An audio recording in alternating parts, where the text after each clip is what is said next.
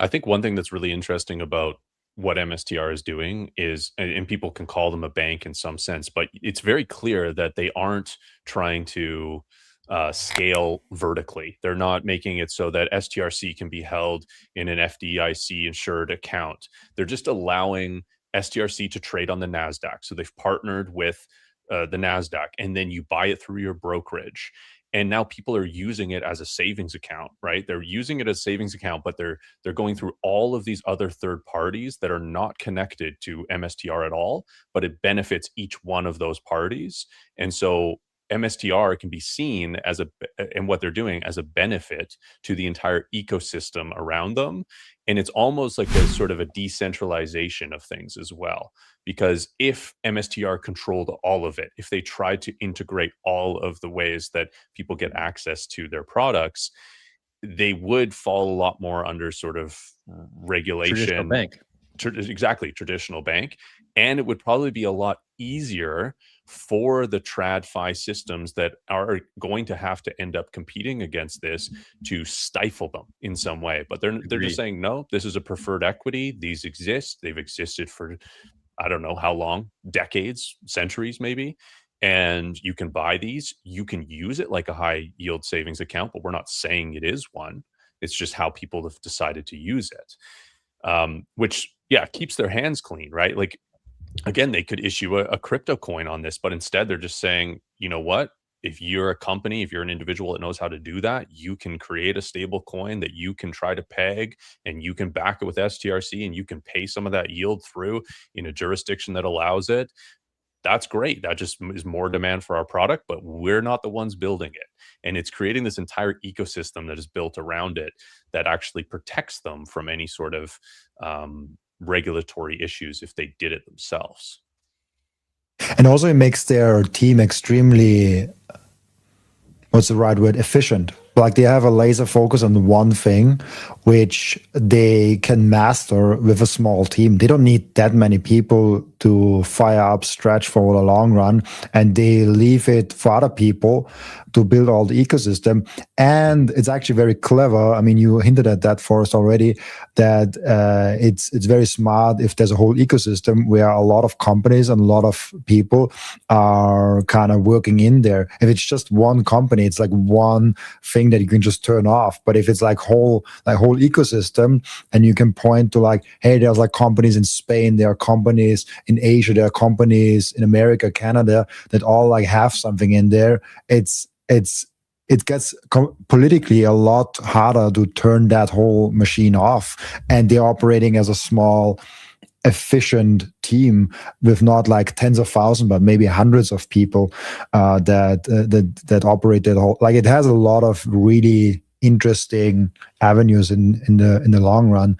The question that I'm always asking: how long will they have the software business still? Like it's also doing good. Like it is a cash machine with like 500 million or something like that. But it's fun to see like those presentations at Strategy World, and I'm like, I'm not here for that. You know, and the earnings calls, you already see it where it's like only strategy. Only the Bitcoin strategy. They don't even talk about the software business in the earnings call. Yeah, I mean, it's interesting. It's hard to know exactly what's going on there. Like, they don't really publish that much information about it, and they sort of have a good quarter, bad quarter. It's kind of whatever. I imagine, like, it's still like a billion dollar business. So it's like, why would you wind down $1 billion business that's doing fine? Like, it's still something. Like, you might as well just keep it going. Be different if it was leaking cash or something. Yeah.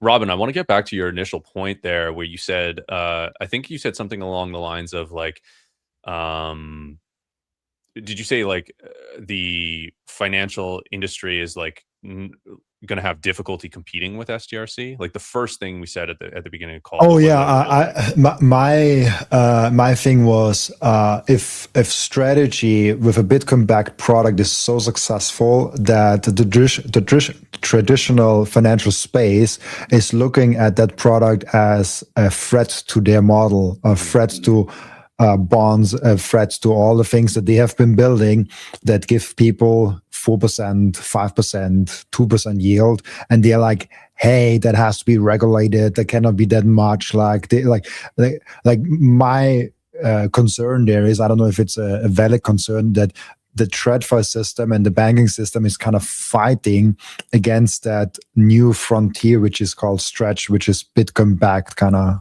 thing, if you get what I mean. Yeah, and I guess the question I wanted to, the reason I wanted to bring it back there is, I don't know the answer to this. I have theories and stuff, but what can they do about it?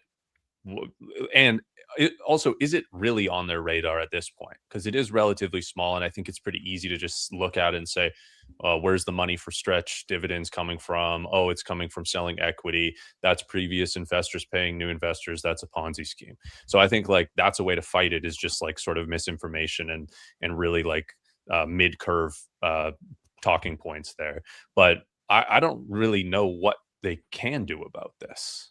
I don't think there's anything they can do small things, maybe like MSCI inclusion, S&P 500, like the indexes, like not including them because they make the argument of, hey, it's just a Bitcoin treasury company that doesn't do anything. There, it's like very nice that they have the operating business, because it's like like, hey, like we have the operating business, we cannot exclude us because it would be very bad. And so I guess they have some tools that they could do, but I agree with you. I don't think there is something substantial that they can do, because if people want to buy it, like what will they do? And also, I don't know if this was the intention of his Middle East trip, but like there is alternative. If the USA is like turning their back on strategy, I mean, they can move to a different jurisdiction. They can do this from somewhere else. I don't think this is gonna happening, but hey, it's like for companies, there's always alternatives. The company body can live wherever it wants to live, and so. But yeah, like that's just like one concern of like the same concern that Bitcoin that people had with Bitcoin like 5-10 years ago. It's so good, won't they fight it? Yeah.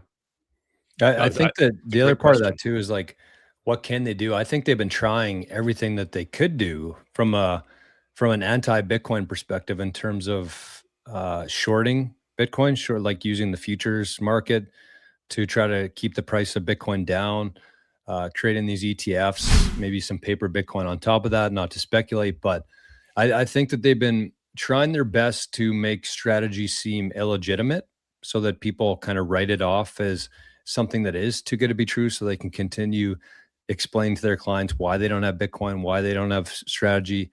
But at some point that just ends. And I think they've done all that they can do in that side of things. And so now it's like if they've utilized all those bullets in terms of manipulation and trying to control the narrative, once they run out of bullets there, I think it's start buying Bitcoin. And I think when that signal comes, I think it's going to be crazy. And the other part too is like, they probably see it, basic math, they're never going to be able to catch strategy.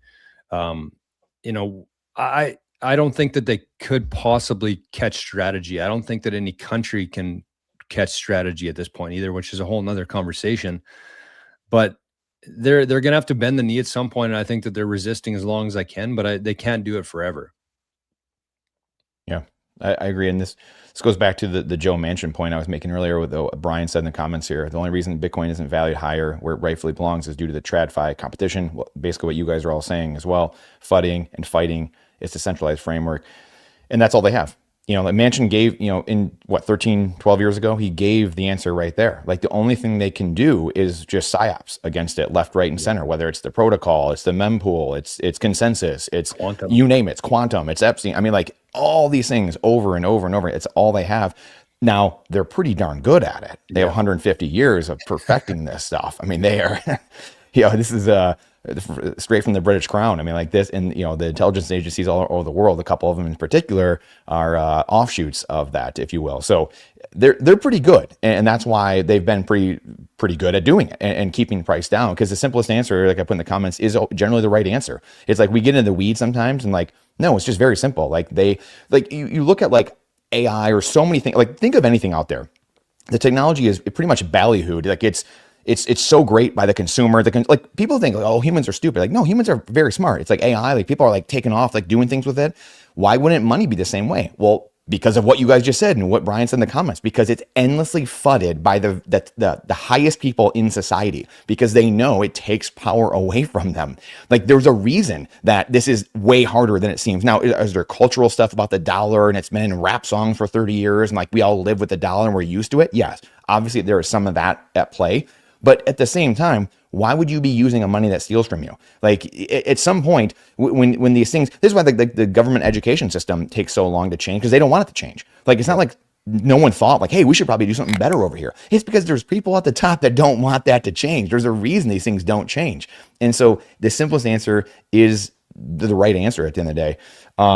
And so I wanted to say that, but I also wanted to, I don't know if any of you guys saw, Marilyn Hoddle had a post about Stretch and what's going on here. And I tend to kind of agree with this. And we talked about this yesterday again with the Stretch stuff, and it all benefiting, whether you're in Stretch or not, or strategy or not, it doesn't matter. Like if you hold Bitcoin in self-custody, you benefit.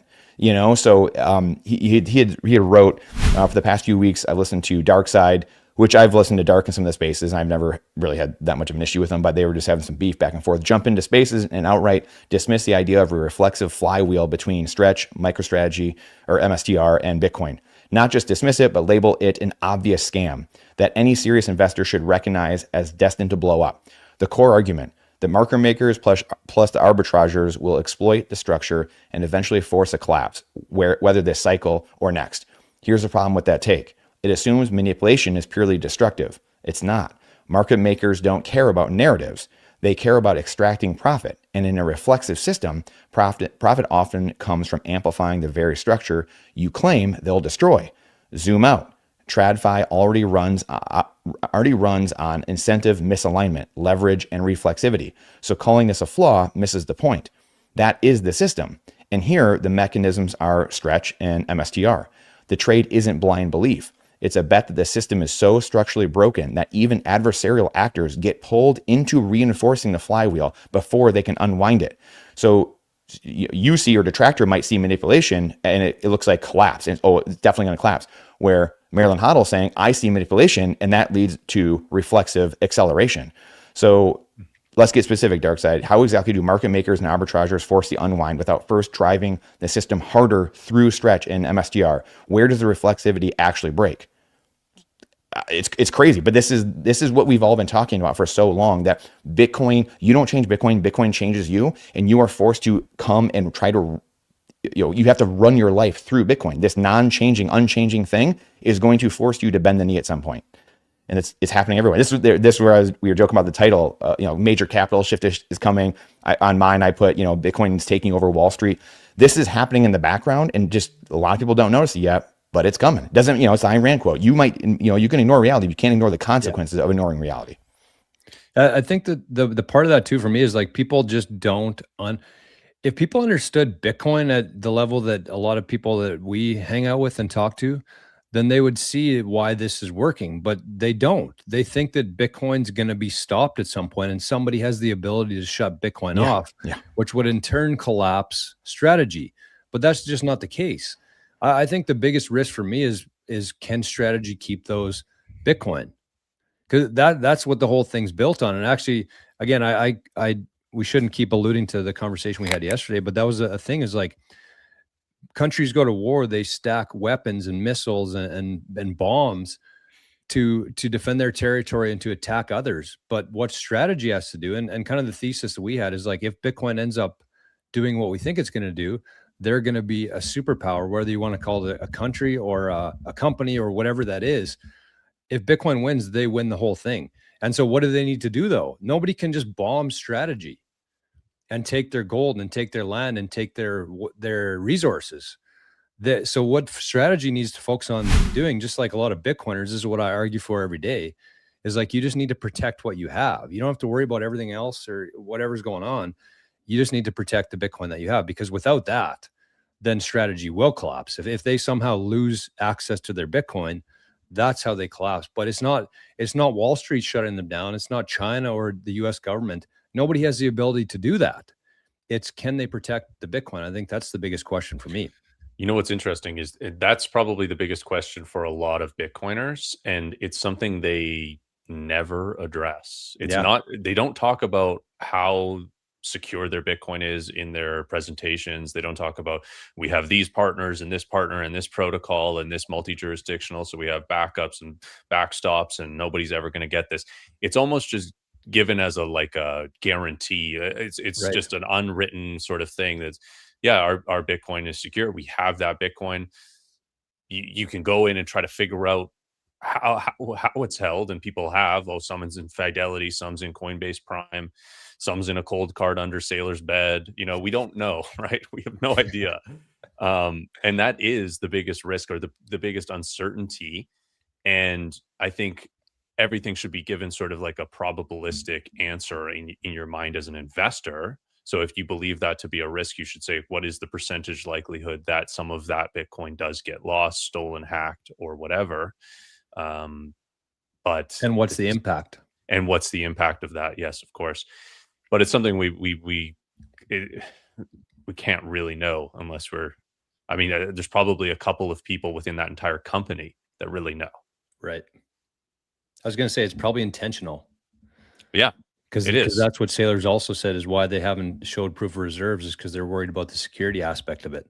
Well, there's that chain analysis company that has mapped about 80% of MSTR's Bitcoin, and then some of it did move, and it was from custodian to custodian. And it did. This was a while ago, and I was watching the chart after it happened, and MSTR did seem to react to that. It went down negatively, saying, "Oh, MSTR was selling their Bitcoin," because that's what people speculated. And of course, that wasn't what was happening. But even just from that, it's speculation on a chain analysis. When chain analysis, a lot of it is snake oil. So it's just that alone. Like if everybody did know their Bitcoin addresses, it would be such a thing to just. They would have to do a press release before. Okay, we're going to move Bitcoin this day at this time. Otherwise, the market would react to it, and it would complicate things a lot more than I think a lot of Bitcoiners who are upset about the proof of reserves aspect realize. I think. Yeah, I mean, and game theory plays into that too, right? I mean, that's where it's so important, the nuance. We talk about this a lot, right? Like the memes cut both ways. You know, obviously you want your Bitcoin in self custody yourself.